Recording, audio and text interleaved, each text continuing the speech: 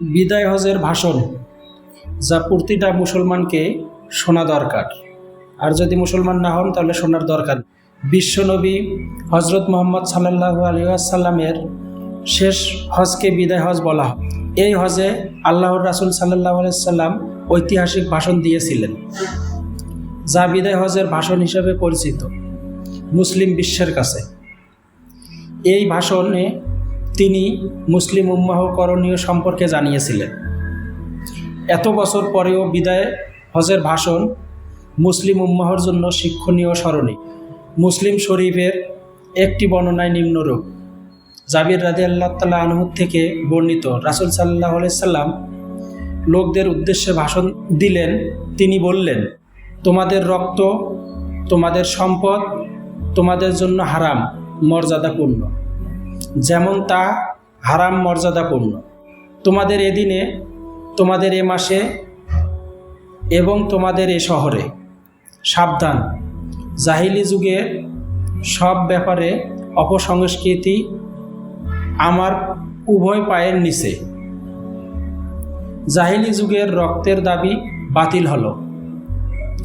আমি সর্বপ্রথম যে রক্তপণ বাতিল করছি তা হলো আমাদের বংশের রবিয়া ইবনু হারিসের পুত্রের রক্তপণ। সে শিশু অবস্থায় বানু সাদ দুগ্ধপোষ্য ছিল। তখন হুসাইল গোত্রের লোকেরা তাকে হত্যা করে। জাহিলি যুগের সুদও বাতিল হলো। আমি প্রথমে যে সুদ বাতিল করছি তা হলো আমাদের বংশের আব্বাস ইবনুল আব্দুল মুতালিবের সুদ। তার সব সুদ বাতিল হলো। তোমরা স্ত্রী লোকদের ব্যাপারে আল্লাহকে ভয় করো। তোমরা তাদের আল্লাহর আমানত হিসাবে গ্রহণ করেছো এবং আল্লাহর কলেমার মাধ্যমে তাদের লজ্জাস্থান নিজেদের জন্য হালাল করেছো। তাদের উপর তোমাদের অধিকার এই যে তারা যেন তোমাদের শয্যায় এমন কোনো লোককে স্থান না দেয় যাকে তোমরা অপছন্দ করো। যদি তারা এরূপ করে তাহলে হালকাভাবে প্রহার করো।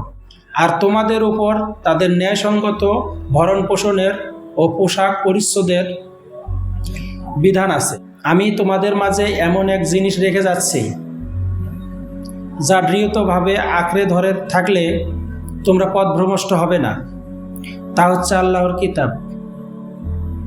আমার সম্পর্কে তোমরা জিজ্ঞাসিত হলে তখন তোমরা কি বলবে? তারা বলল, আমরা সাক্ষী দেব যে আপনি আল্লাহর বাণী পৌঁছাইয়াছেন, আপনার হক আদায় করেছেন এবং সদুপদেশ দিয়েছেন। তারপর তিনি তর্জনী আঙ্গুল আকাশের দিকে তুলে লোকদের ইশারা করে বলল, হে আল্লাহ, তুমি সাক্ষী থেকো। 3 বার এরূপ বললেন। মুসলিম হাদিস 3009।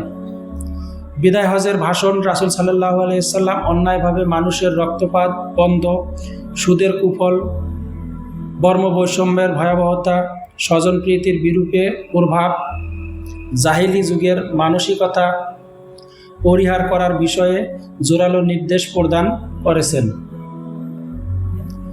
নারীর অধিকার সংরক্ষণ ও তাদের মর্যাদার বিষয় তুলে ধরেছেন।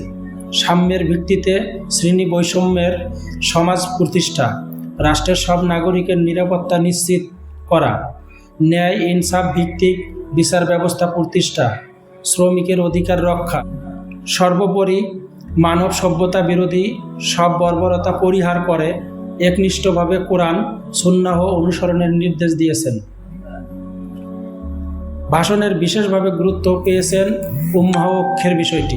তিনি বলেন, হে লোক সকল, জেনে রেখো তোমাদের রব একজন এবং তোমাদের পিতাও একজন। জেনে রেখো অনারবের উপর আরবের কোনো শ্রেষ্ঠত্ব নেই এবং আরবের উপর অনারবের কোনো শ্রেষ্ঠত্ব নেই। কালোর উপর সাদার এবং সাদার উপর কালোরও কোনো শ্রেষ্ঠত্ব নেই। মর্যাদা ও শ্রেষ্ঠত্ব একমাত্র ব্যক্তি তাকওয়া। আমি কি তোমাদের কাছে পৌঁছাইয়াছি? উপস্থিত সাহাবায়ে কেরাম বললেন, হ্যাঁ, আল্লাহর রাসূল পৌঁছাইয়াছেন। মুসনাদে আহমদ হাদিস 23,489। বিদায় হজের ভাষণটি নিজে শুনুন, অন্যকে শোনার সুযোগ করে দিন। শেয়ারের মাধ্যমে। মনে রাখবেন, ইসলামিক কিছু শোনা এবং অন্যকে ছড়িয়ে দেওয়া তোমার আমার কর্তব্য। আল্লাহ হাফেজ।